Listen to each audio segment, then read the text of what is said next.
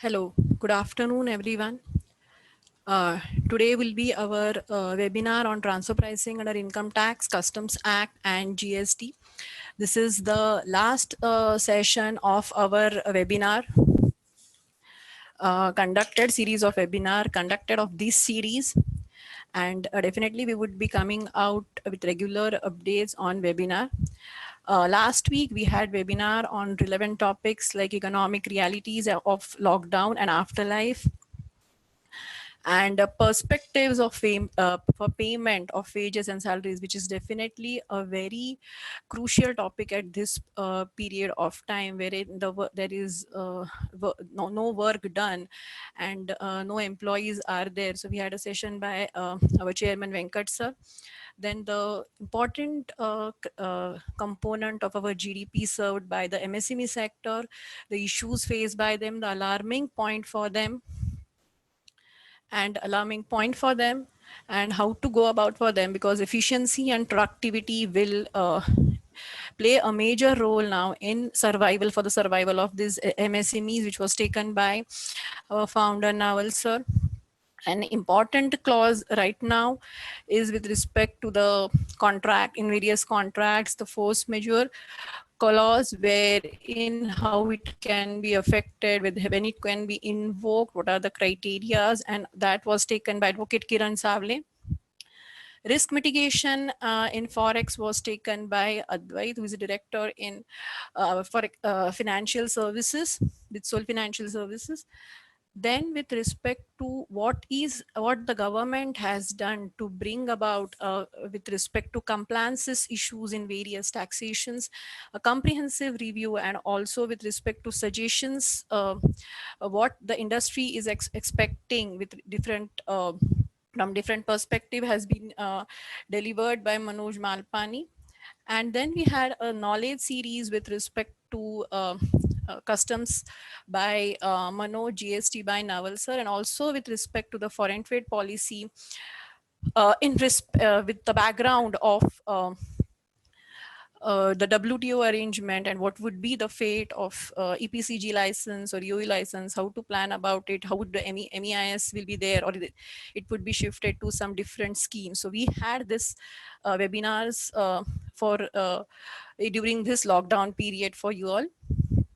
Today I would be covering transfer pricing, how the transfer pricing is there and how it impacts between majorly the related parties. So firstly, we would be going upon for the customs portion, Customs Act.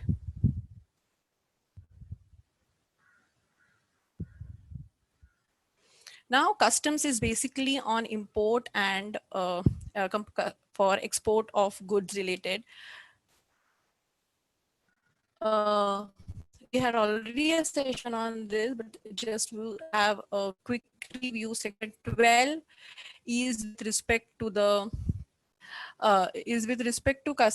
levy customs duty. So when the customs duty is levied, how it is levied, but the intricacies have been already discussed, but I'm just going on a brief basis that the custom duty it is levied on when the goods are imported as per the rate specified, and certain processes needs to be followed, certain procedure needs to be followed when we import the goods or we do the exports out of the country. Definitely import and export play a major role in the forex balances of India, so of any country. So in import export, government is majorly interested in export as well as import, because to have the balance in the favorable balance in the forex. The taxable event is in customs for is importation of goods and exportation of goods. So wherever there would be a import of goods into India, maybe I'm owner, I'm just bringing, I'm having a legal title. So whenever there would be any import of goods into India, customs duty will be applicable. Similarly, for exportation, only some products export goods. Customs duty is applicable, but however, the certain processes, certain conditions have to be followed while we are doing export of goods. Now, we have seen whenever we will be importing and exporting out of goods, custom duty will be applicable. So on what customs duty will be applicable is In case where the parties are not related and price is the sole consideration. So in case there is no relation between the importer and the supplying party in another country, it would be treated as a normal transaction value. That is what you actually pay to the supplier. However, in this webinar, we are going to see whenever the parties are related, how the things go or what are the different mechanisms to be done. So in case wherein the parties are not related, definitely transaction price would be there for the goods. But also in case of import of goods, it also includes cost and services, like maybe that are included for bringing the goods into the uh, bringing the imported goods. So these the expenses would be, or the services would be brokerage, engineering, the design work, royalty, license fees. So sometimes it may happen that I'm going to import something from a party outside India, and I'm also asking him to do a design. Now design is basically a service, but if it is related to this import of these things, then the cost of such design has to be added to the cost of goods imported, and the on that value customs duty has to be paid. So this plays a major role, wherein there are services with respect to import of goods are there. The transaction value will definitely include the cost of services incurred and the costs incurred. Now this is the transaction value is there when the parties are not related, but when the parties are, the buyer and seller are related, there are different rules which has to be followed. Prior to that, whenever we are having an import whenever we were doing imports, I'm just referring to the provisions which were prior to 2016 and the later provisions, so as to we can have the comparison or the ease of doing business that has been brought into. Now prior to 16, the procedure was, whenever I was going to import goods, at the time of filing bill of entry itself, checklist, I have to declare the that is, it is import from the related parties. Now this, whenever there is a declaration comes for such a bill of entry, then the case was referred to a special valuation branch for further investigation, and the goods were cleared on provisional basis. However, the importer was required to pay an import duty, 1% extra duty, sorry. It's a kind of a deposit. It's not a actual cost. It is in the nature of deposit. And after the receipt of import, the SVB cell, what you say, they used to give me a reference number or an ticket or an FR number, and a questionnaire had to be submitted, a standard questionnaire. The questionnaire stated that what are the imports, how the terms are, a detailed questionnaire, a detailed analysis. Now, if this questionnaire was not received in 30 days from the date of receipt from the SVB cell, this extra deposit was increased from 1% to 5%, which normally we call as a revenue deposit. So if I'm having an import of I've imported goods from a related party, I have declared that, and then the SVB cell, I have to submit the documents to the SVB cell. Upon inquiries and having a personal hearings, the SVB cell used to issue an order, which we normally call as an SVB order. And if the SVB order, depending what the SVB order says, now suppose I'm going to import the goods, I'm importing the goods from my related party. Now this is special valuation branches for related parties. So whenever I'm going to import goods from related parties, then I have to declare, and I'm suppose importing at 100 rupees. However, by different rules or different parameters, the SVB branch is of the officer is of that value, that this is not, it is not to be at 100, or it has to be on a different value, or say 120. Then the SVB, it has to be order will be given. Order was given that duty had to be paid on 120, even though actually I paid to my my supplier rupees 100 only, but for the duty calculation purpose, I used to pay duty on 120. Now, every after 3 years, the SVB order, whatever was issued, now this SVB order was issued based on the detailed questionnaire submitted by me. and it has to be renewed every after 3 years. This was an appealable order. So whenever it was order was given, I could appeal that no, this is value not accepted, and I could appeal.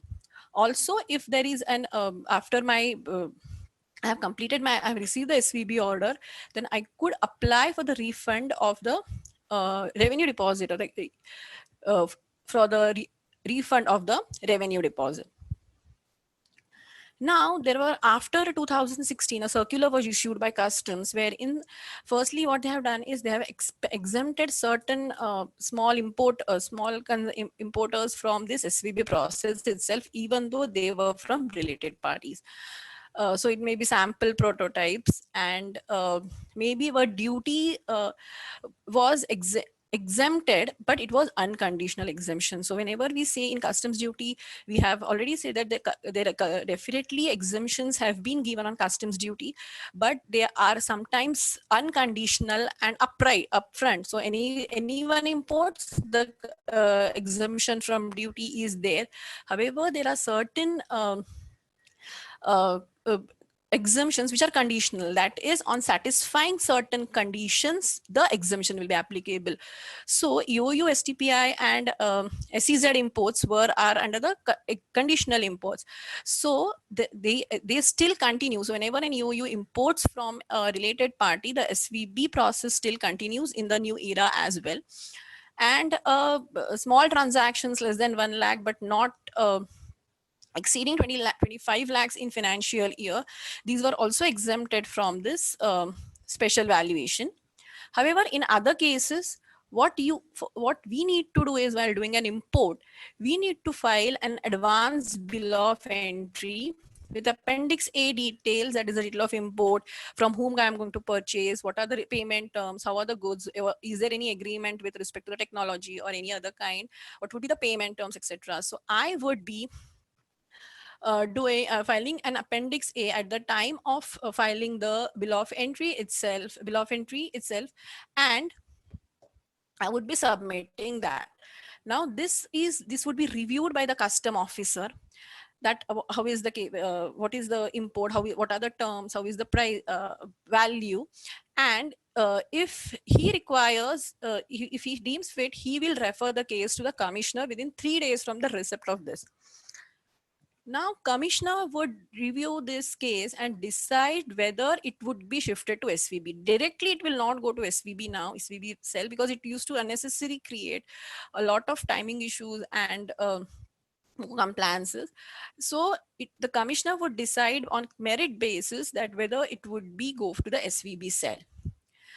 If the commissioner deems fit so, then the goods would be cleared on provisional bill of entry, and 1% definitely the deposit has to be taken, and a certain more detailed information like of that of questionnaire or of total imported description and everything with respect to the goods has to be submitted in appendix B to the SVB cell within 60 days. Otherwise, the extra duty deposit was to be increased at the rate of 5%. Now, after that, what used to happen, what is going to happen actually is the investigation. There is given a time bound, and the investigation has to be completed by the commissioner within 2 months from the date. And if the 2 months extension period is also been given, and if it is not completed, then the case has to be put before the chief commissioner. Now, after this, the investigation would be done by the SVB cell, how the details are, what are the imports, a detailed analysis of the transactions, how the transactions are there, how the relationship is there, whether there is, how the relationship influences the price, and relationship is influenced, relationship influences the price for import, and that there is a duty element impact on the Indian government. Now, if there is no the report says, the investigation report says there is no influence of the relationship on the price or value, then the provisional assessment which has been done by the custom officer will be finalized. Otherwise, if it is influenced by the relationship, then the SEN would be issued, asking the importer to see, after the investigation report, asking him to give it has not been accepted, the price has not been accepted, or it has been influenced by the relationship, and the furthermore replies to be given, justification to be given by the importer. So accordingly, whenever there is an import from anything, this is the process that needs to follow. Now, as we have already seen, whenever there is an import of or export of goods, in case of related parties, the section 14 says rules will be rules will be given in this for valuation of goods in case of export as well as import. So 2007 rules have been issued, which has been updated or amended by 2017, and there are export good valuation rules 2007 and import of goods valuation rules 2007 as amended by 17. So these are the 8 rules which has been given specifically for export of goods. Now, one thing which may come to your mind is why if in case of export of goods there is no duty or there is no duty involved. And also further, the government says that no duty should be built in the export product are going to be exported. So the fundamental thing remains that no taxes should be exported out of India. Then why valuation? Me 100ला export केलं काय ते goods नाही तर 200ला केलं काय, what it impacts. But definitely the foreign exchange balances, this is one of the criteria wherein the forex balances are there. And also it may happen that I am going to export at some X value, which is not X, but it is X minus, and then further it has been used by my importer country outside, and then he is again manufacturing and selling. So the entire price chain becomes a disturbing factor. So definitely one of the important thing is the definite foreign exchange for Indian government. So the valuation of export of goods with related parties definitely plays an important role for the forex. Now these are 8 rules. We'll go one by one.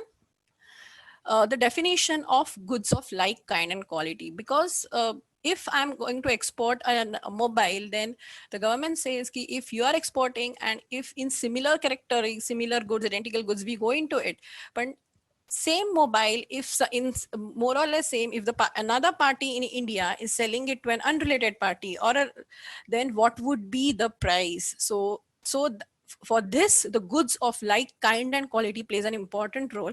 So it is, what does this mean? This phrase means that which are identical or similar in physical characteristics, quality and reputation as the goods being valued, and perform the same functions or are commercially interchangeable. So if I'm going to have an automobile part, then it can be used in all commercially interchangeable. So if I'm going to have in a 2-wheeler, then it could be in bike. So I can use this in both the it is commercially interchangeable. And transaction value, we have said it is as defined in section 14. That means when buyer and seller are not related, the price normally which is being paid, which is not influenced. Now, the most important, how I'm going to see the definition of related party, who would be related party and who would not be related party. So if I'm going to import, having a transactions, export transactions and import transactions, the related party would be that they are the officers or directors of one another's businesses.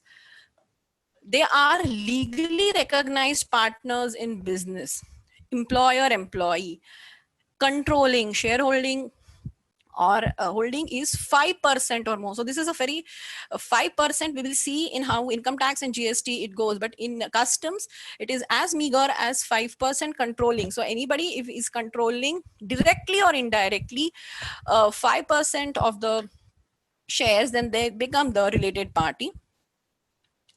Controlling, definitely the management control. If one party is controlling another directly or indirectly, then they are the related parties. Both are related, both are controlled by a third party. So suppose there is an A enterprise in India, B enterprise in Germany, and it is being controlled by an entirely different party, then these two parties become related because they have been controlled by a third person, also members of the same family. So these are the criteria which will define whether the parties are related. This is very important because if you say once this party is related, you make a declaration, then all the related impact of valuation, everything impacts you. Also care to be taken to see whenever you're having an import, your purchase department or your import department, that please do a correct declaration in customs that this is a related party or not a related party, because it impacts the entire thing. And also in it is if it is not declared properly, it leads to misdeclaration and separation of facts. So this is also it will involve penalty offenses. Sorry, I'm sorry for that.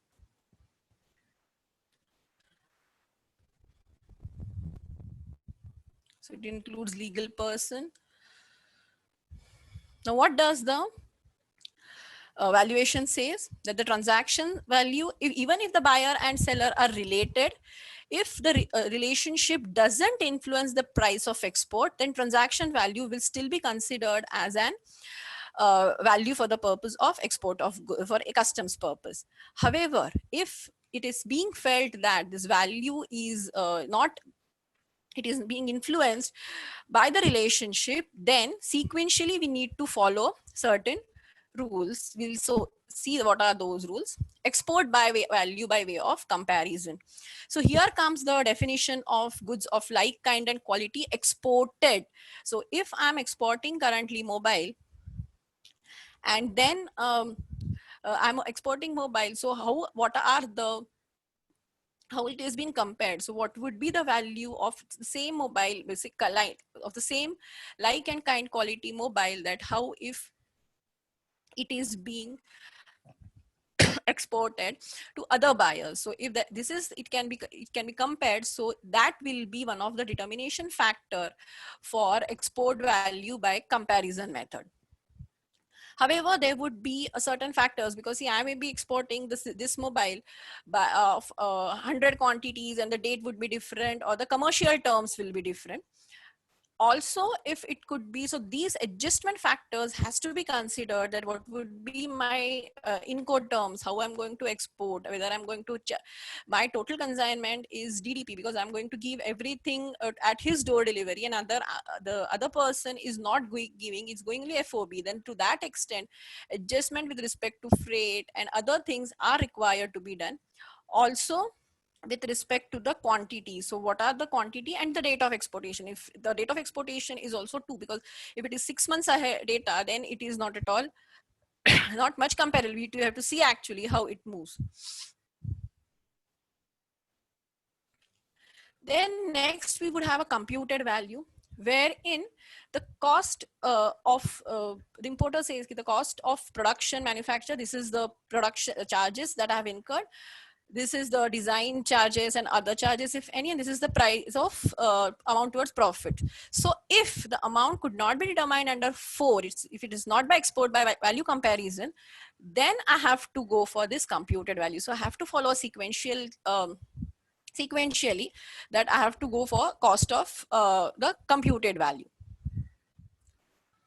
Then comes the residual value, wherein if it cannot be filed, it cannot be, the value cannot be determined under the comparison and the computed value, then by a consistent means, a general consistent principles, how the local how I'm selling the market, selling the goods in local market price, and all these factors will be taken into consideration to determine the value of goods exported in case of related party, and necessary declarations will be done by the exporter. Now, whenever there would be an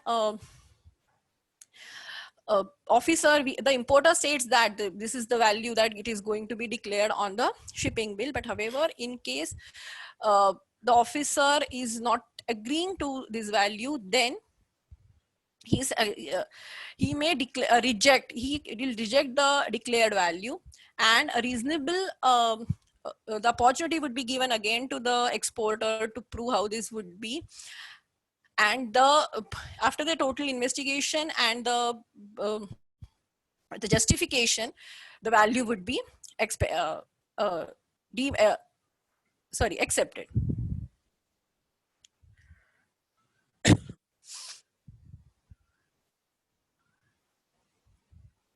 Now we will go for the custom valuation in case of imported goods.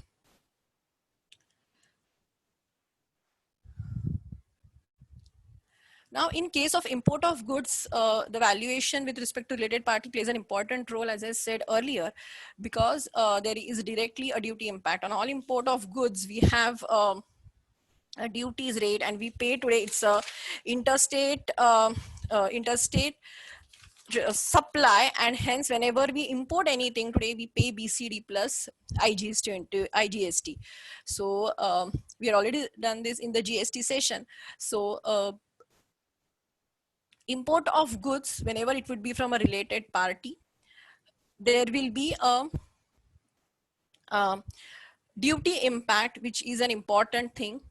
And in the income tax, we would be having the transfer pricing. So transfer pricing provisions means what?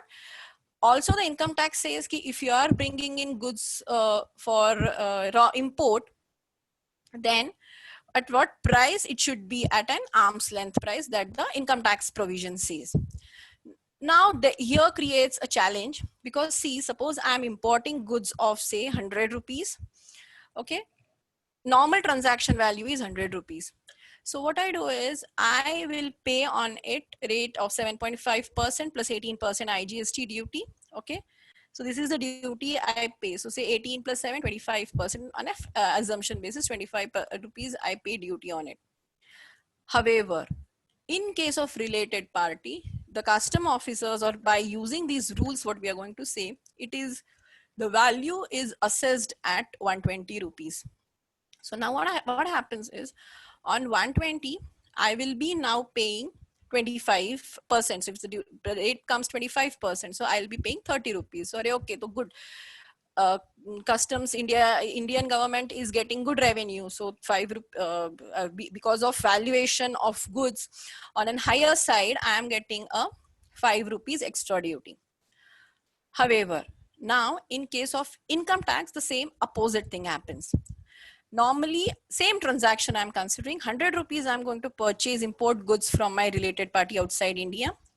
So pricing is 100 rupees. However, it is being said that it is not 100, but it should be 120 by the applying the transfer pricing provisions. In that case, what would happen is my expenses, my purchases will go by 120, and my profit would come down. My income chargeable to income tax would come down, and I will pay less income tax considering all other provisions, definitely. So there would be challenge here in case of imports, wherein because the value of one increase should not have an how it impacts the both income tax as well as the customs. So we will first go the related parties. The definition is the of a related party is same as in that of export of goods. Transaction value same as defined in section 14.1, and the transaction value definitely will be accepted if there is no related party transactions. However, if there is related party transactions, rules will apply. The rule that come into sequence, where what would be the value of imported goods, the value definitely adjusted in accordance with rule 10. Now what they say is definitely transaction value would be there. So if the relationship does not influence the price in case of import of goods, transaction value can be accepted as assessment for bill of entry. However, the transaction value should be also including the cost.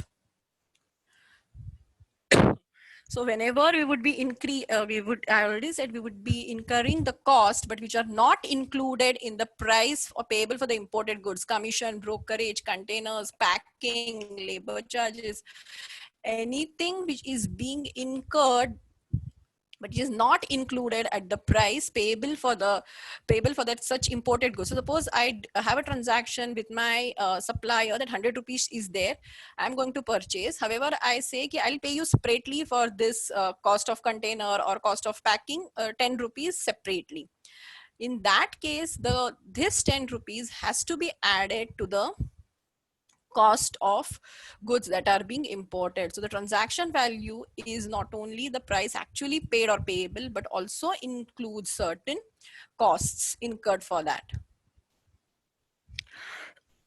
So it will also include value as a portion appropriate in connection and production of sale, which is not been included. So use of tools, dies, molds, material components, material consumed, engineering development, artwork. So if all this is there, then it will be added in the transaction value.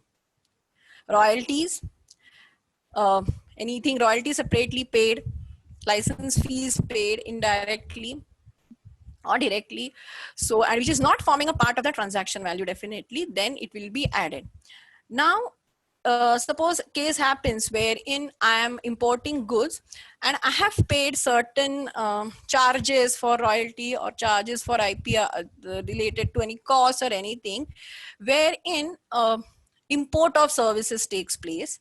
And in current GST as well as in previous service tax era, it was import of services was subjected to service tax in pre-GST and GST, IGST in the current GST era. So what if I pay on the 10 rupees the service tax or the GST on import of services, whether it is okay? Now there have been certain decisions in this matter. So these two levies are independent levies. So even though I pay service tax, so the contention of the importer would be, see, I have paid, there is no revenue loss to the government. I have paid on 100 rupees, I'm going to pay customs duty, and on 10 rupees, I'm going to pay service tax or GST, whatever. So there is no loss to the government because on both the transactions, I have paid indirect taxes. However, High Court, there has been decisions wherein High Court have said that these two are independent levies, and even though you have paid service tax, there would not be escape from valuation under customs. So this is for all actually.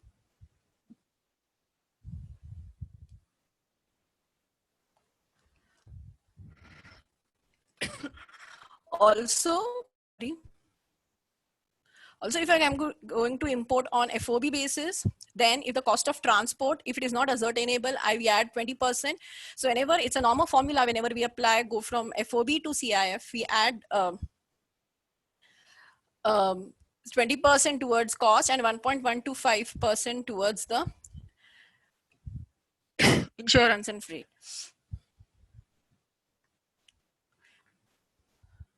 Sorry.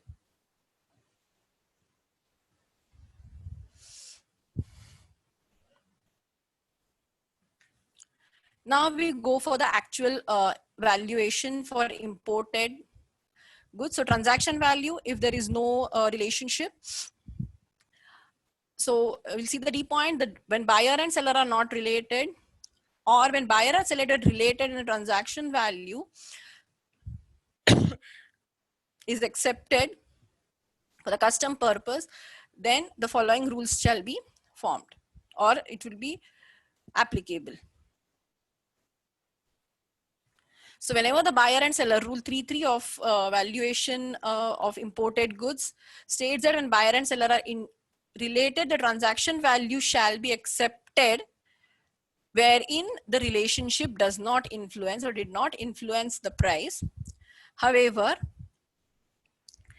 in other than these cases, the importer has to justify or he has to demonstrate that the transaction value of identical, whenever he's importing, say the transaction value of identical goods or similar goods in sales to unrelated buyers in India. So the import at that similar time of the same identical goods or similar goods needs to be demonstrated by the importer, or they can go for deductive value and computed value for, or deducted or computed value for identical or similar goods. So we here come a new term, identical and similar goods, and deductive value and computed value. So let's see how this process goes on.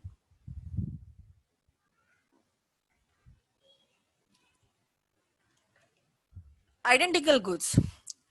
Now we see the definition which of identical goods which are same in all respects, including physical characteristics, quality, reputation, except for the minor difference for appearance. So when I'm saying a mobile phone or a smart mobile, it will be very similar, including all physical characteristics and the reputation as well, except only सिर्फ थोड़ा सा दिखने में इधर उधर है, otherwise it is the same identical, एकदम identical है जैसे के वैसा, and it is produced in the country in which the goods being valued were produced. मतलब जो हम कहाँ से import करें, from the country which we are importing, it is produced or manufactured in the same country.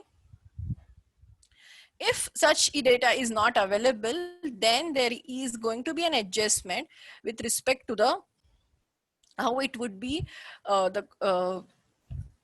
sorry, produced by the same person who produced the goods, or where no such goods are available, goods produced by different person, but shall not include imported goods when engineering, development work, art were completed directly or indirectly by the buyer on these goods free of charge. So in this case, it will not be applicable. Now, how would be the transaction value? The transaction value in this case will be the good value of the identical goods sold for export to India. मतलब क्या हुआ, जो sold for export for India मतलब India में import किया गया, imported at the time, same time or same time जब मैंने भी import किया. So I'm importing from a related party. There is another party same time पे identical goods import हुए हैं. In that case, the value of those goods will be considered for valuation of my goods. If there are more than one value of identical goods, the lowest value shall be used. Then we go into for the similar goods, wherein okay, the goods have commercially interchangeable, उनका use तो more or less same है, but they are not as similar or as identical, पूरे के पूरे एक जैसे नहीं है, but they are commercially interchangeable. They can perform the functions of each other, but they are not alike in all respects. So that is wherein you can say कि I have imported a mobile, which is say it is going to be having an different same characteristics, लेकिन it is not same, or it is not very much like the identical goods, which are exactly, or except for the physical appearance differences, these goods are same. So also the produce in the same country where it was produced. So in that case, the value would be the transaction value of similar goods sold for export to India. So in that case also, my value of similar goods would be considered for valuation. Now the importer here has an option कि if these values are similar value demonstrate नहीं कर पाए identical value, then I can go for a deductive value, or I can go for a computed value. So the importer has to state in his submission that I'm going to go for a deductive value, or I'm going to go for an computed value in this case. So deductive value में क्या होता है कि value is based upon a मतलब अगर import होता है, वही goods import होने के बाद if they are sold to an unrelated party, what is that price? And then we go backward, we say कि this is the sale price to an unrelated party in India, and then we say deduct the expenses, profit into it from that, and then we get the value. Now suppose I am importing goods, I'll take an example. I'm importing goods and unit in India, and I have a different sales and distribution unit entity different separately. So what I do is I import the goods, I transfer those goods to my entity who is entirely doing a sales and distribution activity in India, and it is selling to an unrelated party in India. So now what happens is I'm going to import from a related party outside India these goods. Now in case of deductive value, how we demonstrate or how we justify is what is the value at which my sales and company, my sales and distribution company is selling to an unrelated party in India. So if that is selling at 120 rupees, then I go backward. I have that 120 as a starting point, and then I reduce the selling and distribution expenses, normal profits, administrative expenses, and then any commission or whatever expenses in relation to that, and then I arrive at a cost which would be treated as a value for import of goods which I have imported, for the goods which I have imported from a related party outside India. So this is for the deductive value. Then we have a computed value wherein the importer demonstrates that the value is the value of the goods imported is being on the basis of the cost of material and cost of material used by the importer, and it has been used in the imported good, general expenses, everything. So the cost is being arrived, and then a general profit also is being arrived, and this at this cost the valuation takes place in case of computed value. So it's a cost value. Then we have, in case if this doesn't happen, then we have a residual method which we have to demonstrate, justify, personal hearing would be there. Definitely declaration would be, importer would be an important factor.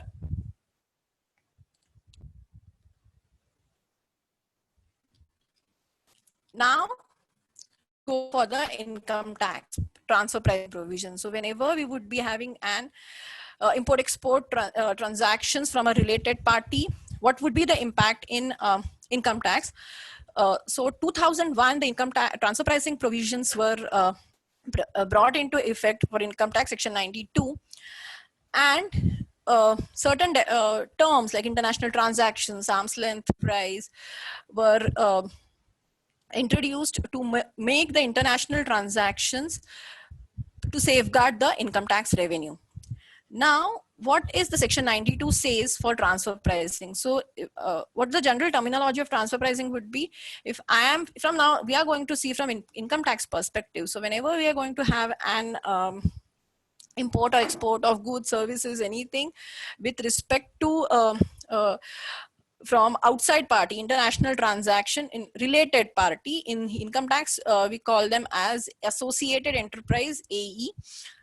So whenever there would be transactions from them, the law says that it should be an arm's length price. So in general say कि बाबा arm's length मतलब एक आप बराबर से करो कि एक जो भी आपका valuation होगा for transactions between AEs, you should be having a, should be with arm's length price. मतलब आप जो भी price पे नहीं ला सकते, it will be monitored by certain parameters.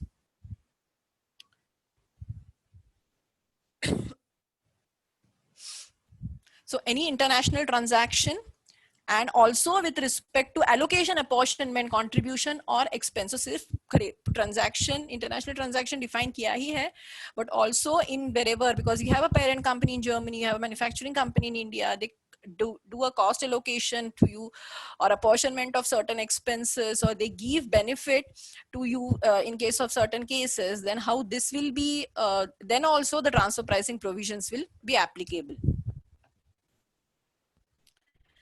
Now, section 92B defines international transactions between two or more associated enterprises. Out of them, either of them should be non-resident in India. So that is an important factor to decide an international transaction. So what does this international transaction means? Purchase, sale, transfer, lease or use of tangible property, building, transportation vehicle, machinery, equipment. So you see it includes everything.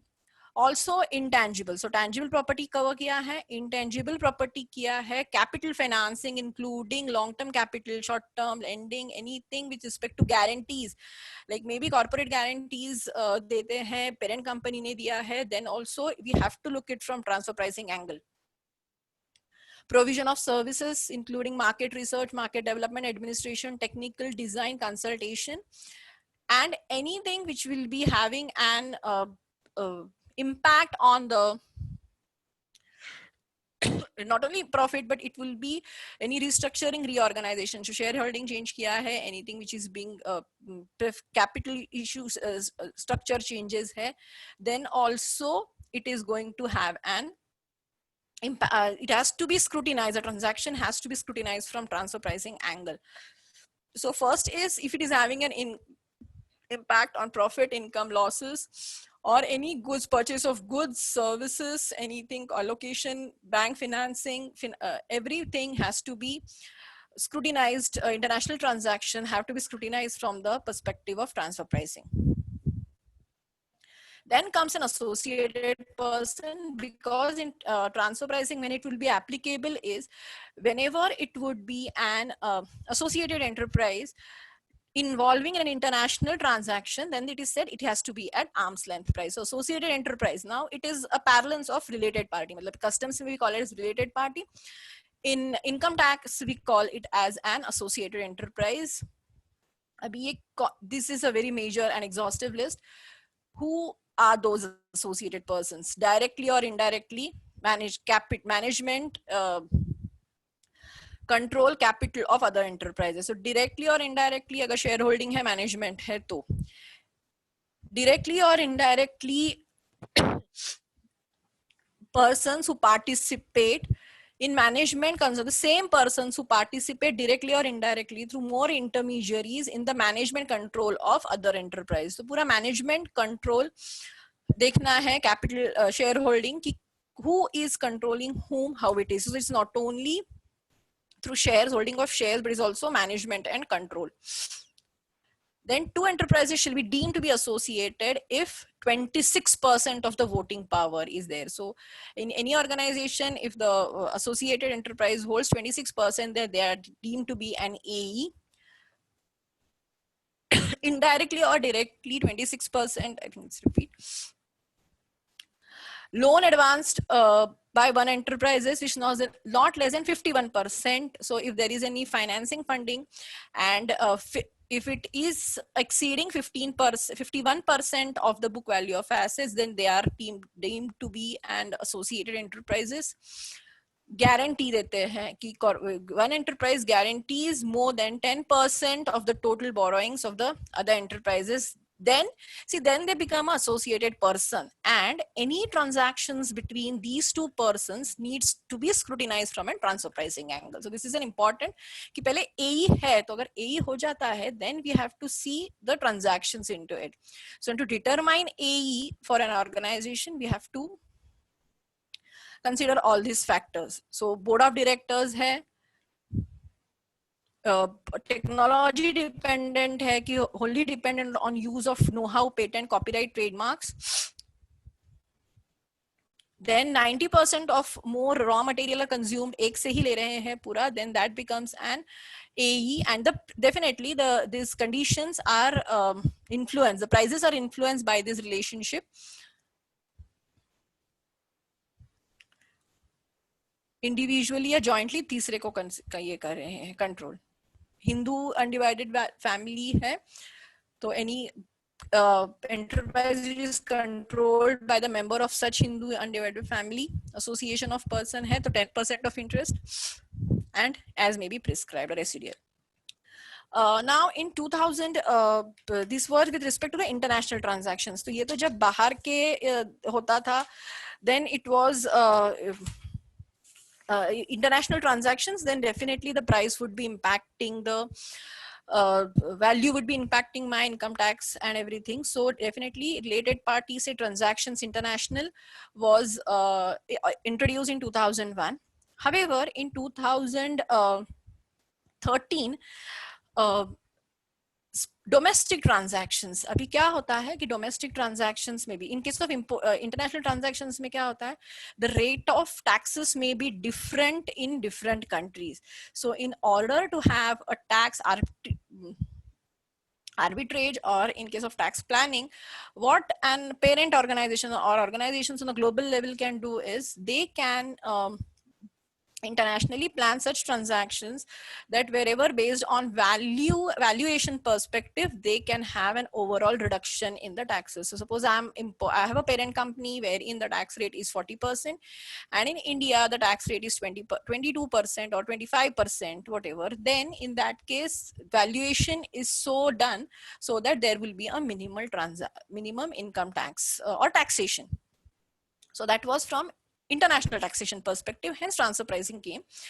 However, in specified domestic transactions, what क्या हो रहा था India में, in case wherein there was a certain benefit which was given for certain units, maybe SEZ units, then you have development for infrastructure, development for roads, port, telecommunication, industrial park, power generating units रहते हैं, तो इनके लिए government benefits देती है. They give an exemption, they give a deduction of 100% profit for certain, definitely with certain conditions, but with certain for certain years.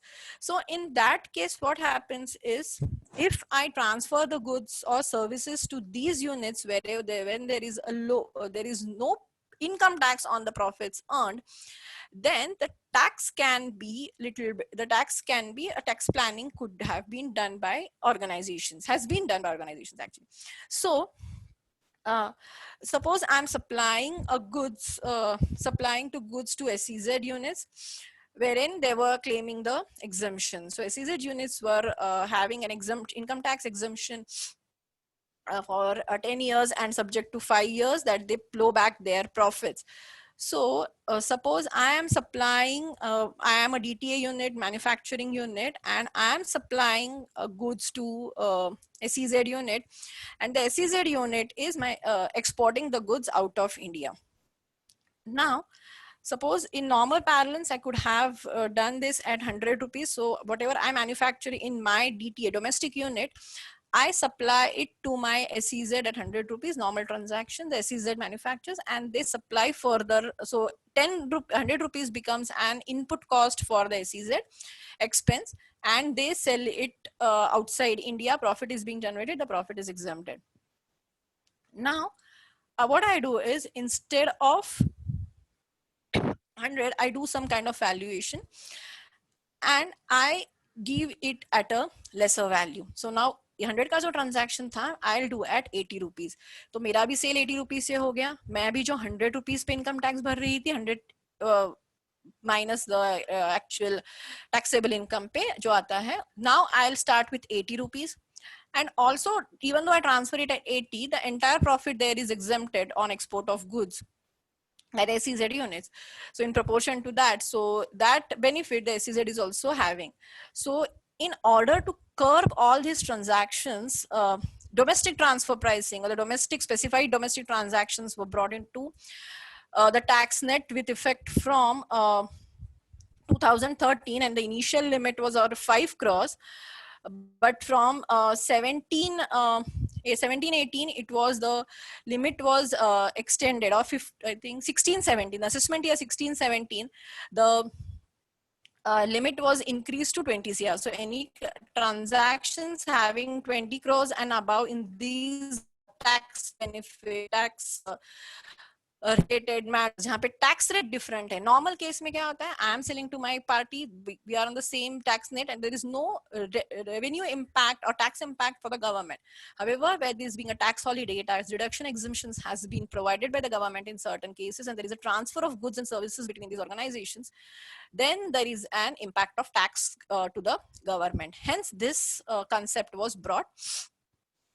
And initially what they brought is 48-2B transactions. So if we remember our tax audit section or tax audit report, anything 48-2B में reporting करना पड़ता है, any payment made to a person in as per section 48-2B is a related party, and we have to, it's a related party, no doubt, but it was initially covered in the ambit of the specified domestic transactions.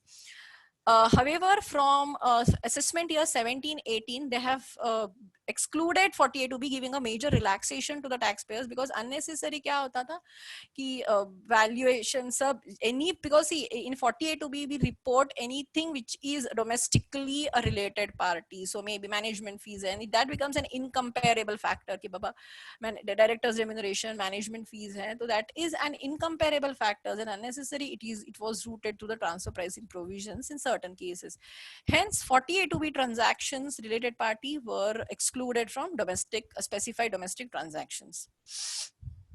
Now, as we said, it was an what is important in related party transactions with associated enterprises and also in specified domestic transactions is definitely how the ALP will be determined. So one of the important thing is ALP will be determined by appropriate methods. Now a slight difference as per customs, it's specifically as sequentially, we have to go sequentially. However, in income tax, it says it goes by appropriate, following appropriate methods, or using different, same method by different, and means or variations can be used for that. For this, we have 5 methods specific. So comparable uncontrolled price method, which we refer to the CUP, resale method, resale price method, cost plus method, profit split, transactional net margin method. Now, what happens in case of a comparable CUP method? Matlab, whenever there is a transaction with an associated person, the related party outside India, or if it is a specified domestic transaction, then we have to follow one of these methods and determine what would be the arm's length price. Now, value, जैसे in customs में था कि एक मेरी transaction, एक मेरी जो value है जिस पे मैं purchase कर रही हूँ goods को या sell कर रही हूँ, and the second is with respect to the what I actually what would be the price or what would be the arm's length price. अगर relationship नहीं होता था तो क्या price होती थी? So that is the arm's length price.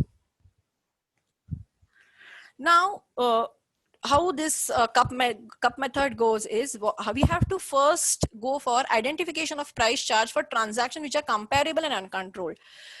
So we have to see कि अगर मैं import कर रही हूँ तो मैंने जब import किया है तब और किसी ने import किया है, how the things are, and in comparable situations. So these comparisons have to have a data wherein I need to compare कि जो मेरा transaction है, I have to compare it with a transaction in an comparable, but it is uncontrolled. It is not at all influenced by the relationship.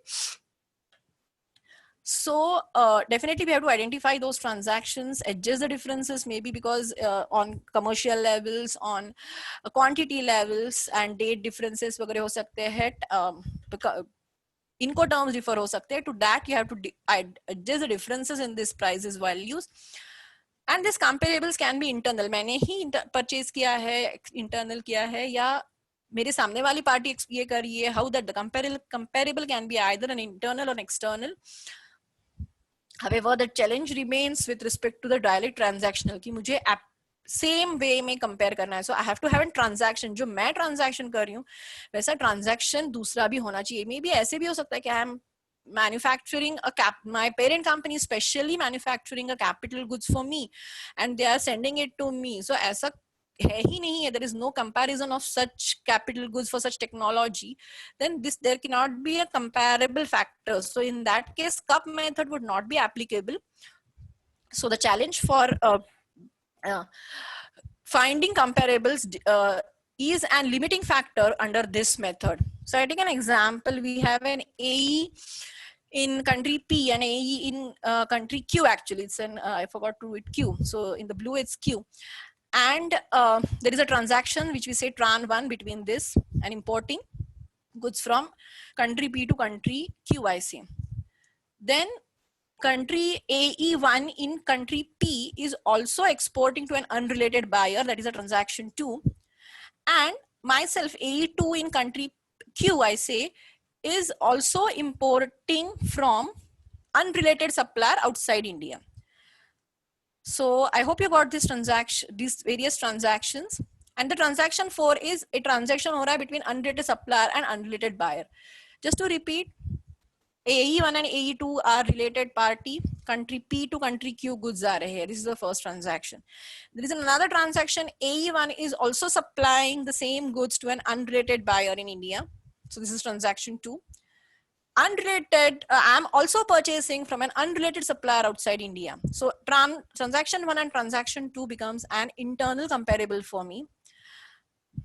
However, there is a unrelated supplier to unrelated but buyer भी जो transactions हो रहे हैं वो total external comparable हो गए. So in these kind of things, I have to try and see which transactions will be applicable, how the transactions will be helpful to me to determine what would be my value in transaction 1, what would be the arm's length price. The second method is resale method, wherein we would the thing here in the resale method, whenever we are going to have a resale price method, there should be a sale of goods to another party. So as we have taken another earlier case, suppose I am going to have, it's a similar type of deductive method. So I start from a point wherein I am selling a product which is being purchased from an AE. So I have purchased certain goods and I am reselling those goods. In that case, what I start with the resale method, what is the resale price to an unrelated party? I reduce the expenses and the gross profit margin, and then the resale value, the price which I arrive becomes after definitely adjusting the functional differences with commercial levels and the risks attached, employee assets employed to it and risk attached to it. So after adjusting the functional differences, we arrive at an ALP. So this method is, I'm not saying specifically used, but it is mostly used in case of distributor, wherein I am purchasing the goods and I'm selling it. So this is directly linking that I'm purchasing the goods from my associated enterprises and selling it. So what would be the ALP in that case? Cost plus method, wherein I determine the direct cost. So as I said in an example wherein there is a specially customized capital goods manufactured by my parent company to be involving technology and everything proper advanced, and I am importing such a machine, then there is no comparable as such. I'm not going to resell this machine. So in that case, cost plus method becomes a determining factor for computation of ALP. And being an internal data costing could be available definitely, but there will be challenges in ascertaining what would be the profit margins, and this could be compared with the computed value in custom. So we have said the computed value, and this method is similar to those of computed. Now till these were the traditional methods whether applied. Also now there is transactional. This is the most commonly used method, TNNM method, wherein what we do is we compare the net margins from an transactions and deduct the net margins from the uncontrolled transactions. Get the net margins from an comparable uncontrolled transactions, deduct, and also with respect to how the open market value of such goods are there, and I arrive at an LLP. So in this method, we compare the net margin instead of the gross profit margin as in the earlier method. However, with respect to transactions, when we are using the transactional net margin, we used to have a data wherein the net margin we have to compare. So how we have to have an proper database from various sources and a proper database to be maintained wherein how I have arrived at a margin percentage needs to be justified. Profit split method is also a method wherein what happens is there are integrated operations, or there are such kind of transactions involved which are not separable. Maybe a kind of highly integrated joint venture, or there are AEs are so interlinked that the transactions that I'm not able to identify one on one each transactions, how this thing. So I go for a profit split method. So both are the JVs. In case of JVs, we can say this can happen. So the total profit is being arrived, and then both the दो जो AE होते हैं, we evaluate the contribution made by each AE basis on the functions performed, assets employed, risk assumed, etc. And then that margin splitting of the net profit is being done, and that is considered to arrive at the ALP. Now there are certain factors which have been mentioned that how I'm going to, because these are the methods that are available to me to determine the arm's length price. So how I'm going to consider the most appropriate method. So these are the guidelines provided wherein the nature and class of international transactions. What are the functions performed by AE, taken into account the assets employed. So see, this is an additional factor which in income tax it is there. It is not there in customs, like assets employed, financing, risks assumed and everything. So these are not considered while customs valuation. However, these are the factors which are considered in transfer pricing. And how I'm going to compare the degree of comparability existing between the international transaction or the specified domestic and uncontrolled transaction. So how I'm going to compare it, what are the data available to me, reliability of data is an important factor to decide the appropriate method. We have seen this. Now, what are the records and documentation to be done whenever there is an international transaction exceeding ₹1 crore? Sorry.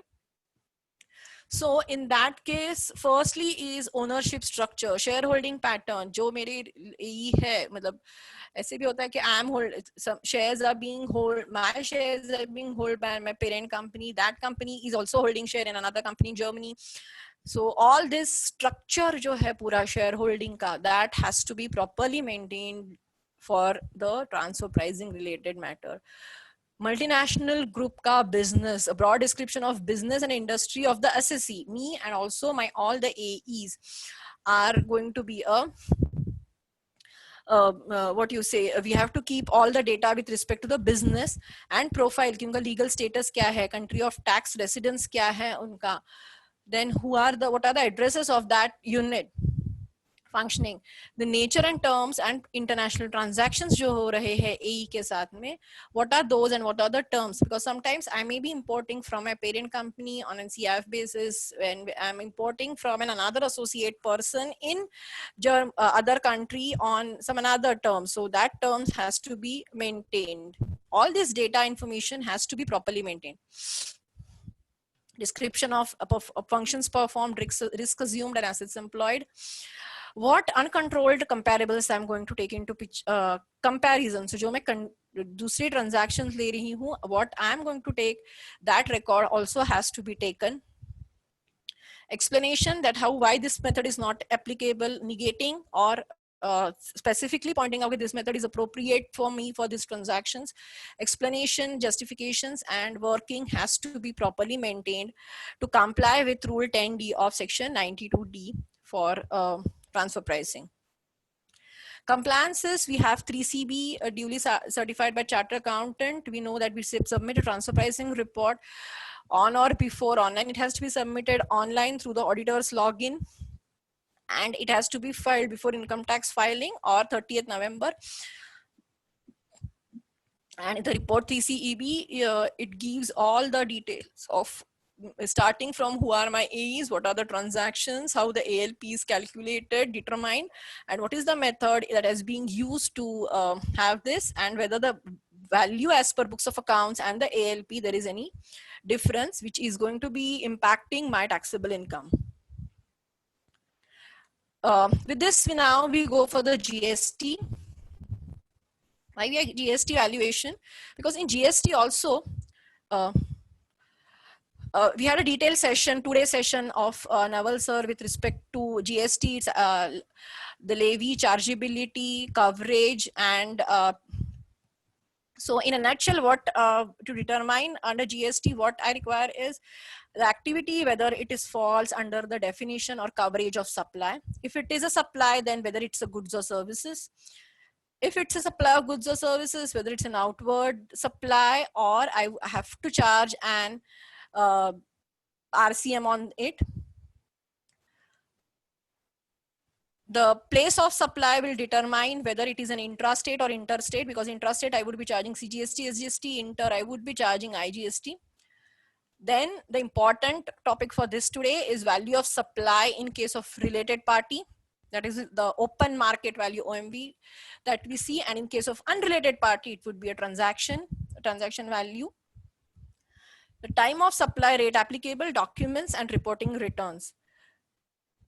So now we go the definition of related party in GST. See, the moral is it's the controlling. Definitely they're the officers and directors of another businesses, legally recognized partners, employer, employee are related parties, directly or indirectly own 25% or more of the outstanding stock. So we have seen in customs, it was the holding was 5%. In transfer pricing, it is 26%. In GST, they have said 25%. So that control with respect to shares, we need to check to ascertain whether they are related parties, because once they are related parties, the valuation goes in a different way. If they are not related, then the transaction value, we have to pay GST on the transaction value. However, if once they are established by this definition, they are related party, then it will be the valuation will be through the open market value, or another, we'll see how it goes. So indirectly controls one or another. Then we are both are controlled by a third person, or both of them control third person. Members of the same family includes a legal person. Sole agent, sorry, deemed to be related. Sole agent. Now, generally, value of supply 15, section 15 says key where transaction value would be where supply are where the supplier and recipient are not related and price is sole consideration. The transaction value shall include the transaction value, and plus it will include any taxes under any different statute. So anything which is being levied by any different act or law, it would be added, and then GST will be computed on that. Then it would be anything any amount the supplier is liable to pay, but it is not included in the price, then that is also included in my sorry. So suppose I say ki I'm going to in relation to a supply, please also have the packing charges involved. So packing charges will also be included in the value of goods itself, and there will be no separate supply of services by the supplier. The incidental expenses for anything done by anyone, anything done by the supplier in relation to such supply will be treated as a will be treated or included in the value of supply. Subsidies and interest and late fee. The exclusion asset, CGST, SGST, and discount if it is pre-agreed. So donation, pre-agreed services, pre-agreed discount will be excluded from the value of supply. Now we go, because we have seen that in case wherein there is a transaction between a related party, then there will be open market value. So open market value means value in money, excluding the definitely the GST, where supplier and recipient are not related, and price is the sole consideration to obtain such supply. So we have to say, and whenever we are going to say an open market value, that means there is a transaction between two unrelated persons, and it is price is the sole consideration. There is no any other benefit arising out of it. It's only the price paid.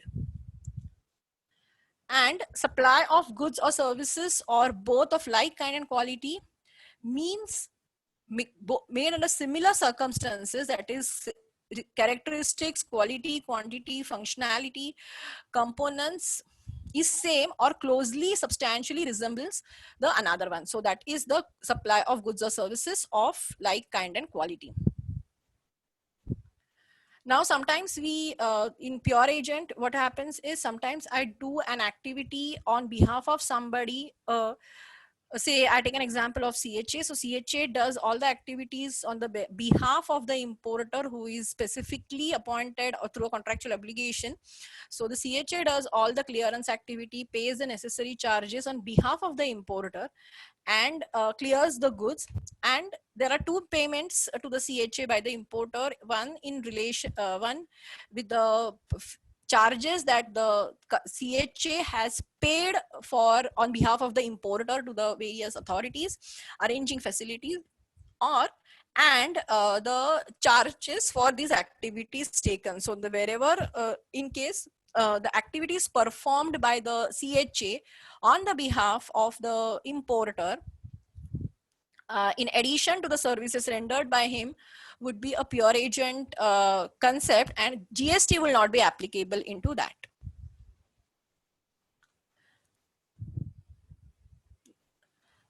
Now we'll see the valuation rules. We'll go for the related party rules. So value of supply of goods or services between distinct or related parties, it would be open market value of such supply. So whenever I am going to have a related party transactions, then the open market value is going to play a major role to determine the value, because GST would be applicable on it. Secondly, it would be value of supply of like kind and quality. Value is determined. We'll see subsequent rule 4 and 5.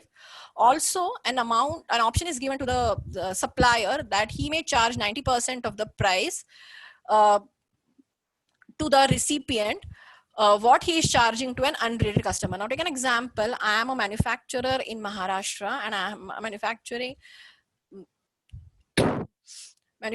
cars, and I have depots across say 7-8 states across India. I have depots there.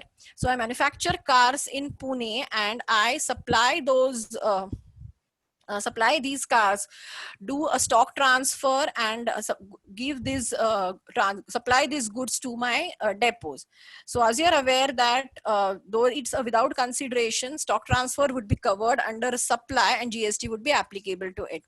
Now, in this case, the option is given to the supplier. So me sitting in Pune, I have an option that whenever I'll be sending goods to my related party, I would be sending at 90 rupees of the by the recipient to his customer, that the depot is selling to his person. Sorry.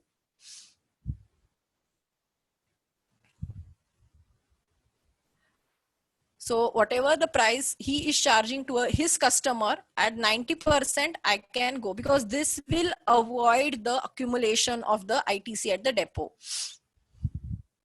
Also, a very important and interesting provision that has been brought under valuation with related party is value declared in the invoice shall be deemed to be the open market value or services if the recipient is eligible to take full input tax credit. So suppose in the similar case, what is happening is I have a depot in Gujarat, I'm a manufacturer in Pune. So I transfer the goods to depot. Depot is eligible to take the credit of the goods supplied to it. So whether anything which is being declared on my invoice, it's such a blanket valuation option given to the supplier, will be treated as an value for supply of goods. So suppose my normal goods I am selling to my unrelated party at 100 rupees. However, by doing a stock transfer to my own party, I can declare a value at value which can be much less, because I am having a GST impact and the party is eligible to take the credit. However, we feel this would be a litigation matter if the value is substantially different.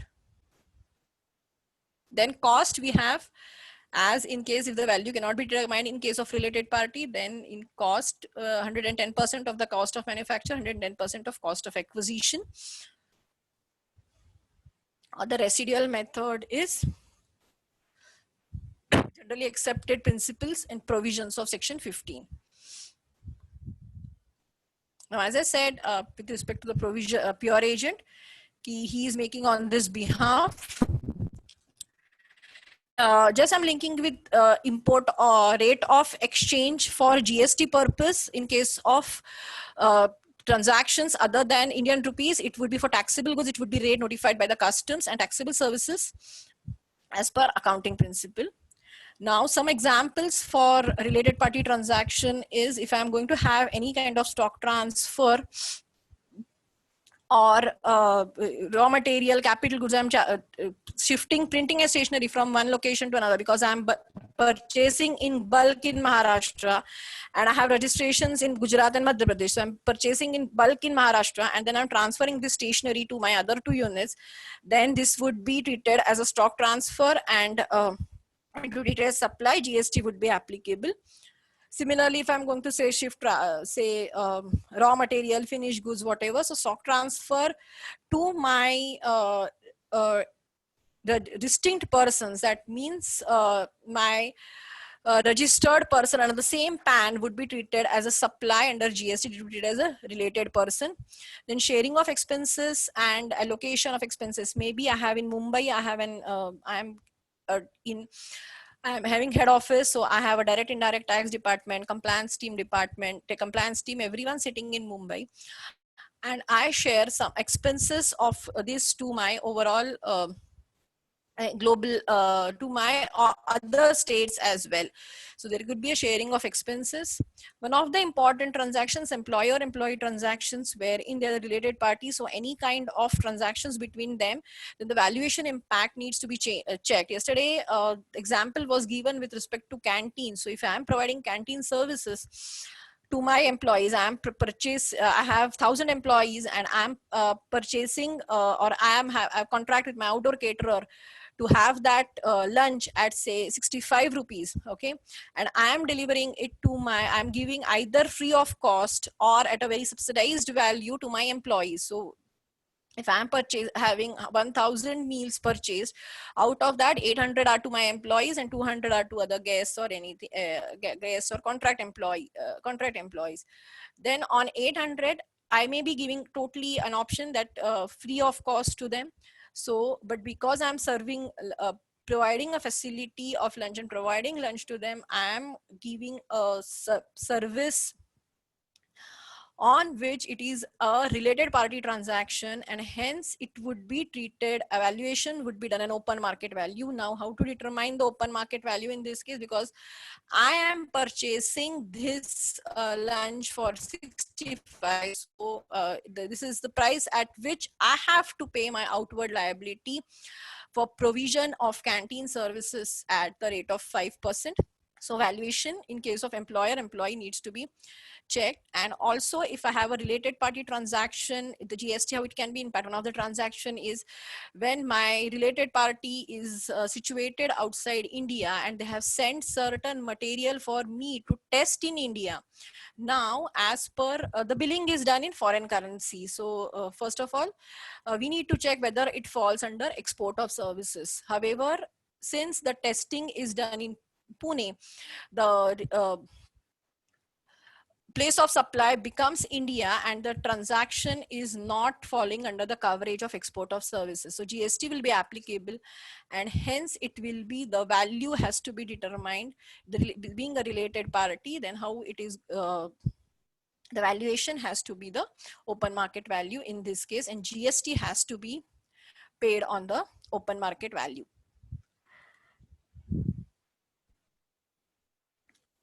So this is from my end with respect to transactions with related party from with perspective of customs, income tax, and GST. If you have any, I'll just go for question answer session as well. If you have any queries, you can post it to me at preeti.kulkarni@bitsol India, also at corporate@bitsol India. And as a team, we will be replying it to your mail. If you have any other query also, you can post it. We have conducted this webinar series for the relevant topics as well as the knowledge series. So today is the end of the this series last session. However, we would be conducting webinars on various other topics as well as updates and any other relevant provision, relevant new provision that comes into it, or any other matter which will impact your businesses. If you have any kind of queries, or if you can provide feedback, or if you require a webinar, any specific issues, you can also mail it to us so that we could serve you.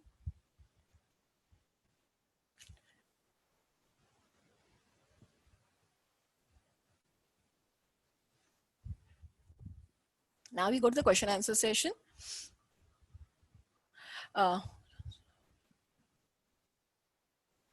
Within same company, the transfer of goods by an EOU to SEZ, how the TP provisions are applicable, up to what percent markup is permissible. So no, whenever there would be a goods transfer by an EOU to SEZ, you need to check the methods, and you need to determine the ALP for that. And there is no specific mark as such to permissible for the specified domestic transaction. It will fall under the specified domestic transaction.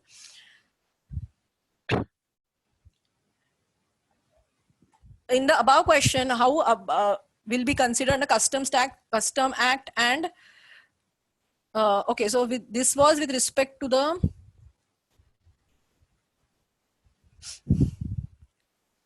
customs and customs taxes. There is no import as such, so customs will not be applicable.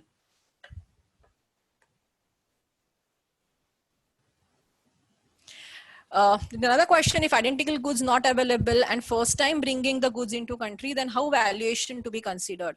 If you are bringing the goods for the first time in India and there are no identical goods, then you have to go for an computed method or deductive method that for the valuation purpose under customs.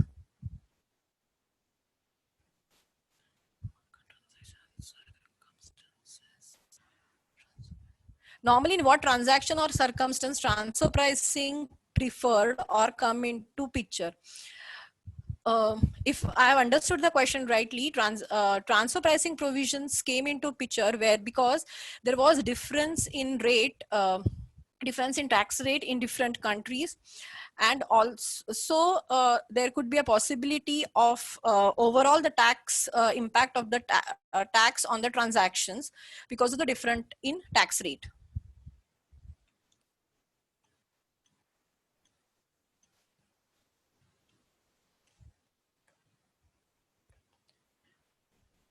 Definitely, sir. I'll send the PPT. The PPT will be circulated.